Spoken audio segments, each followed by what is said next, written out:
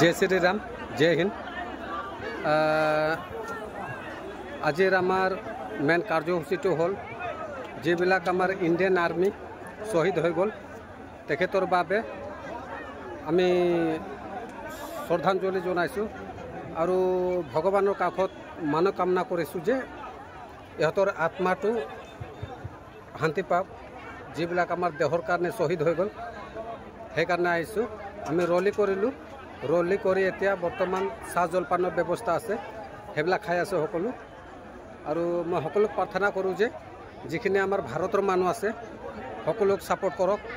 কাৰণ ইণ্ডিয়ান আৰ্মিবিলাক আমাৰ কাৰণে ইহঁতে বৰ্ডাৰত যায় যুদ্ধ কৰি শ্বহীদ হৈ যায়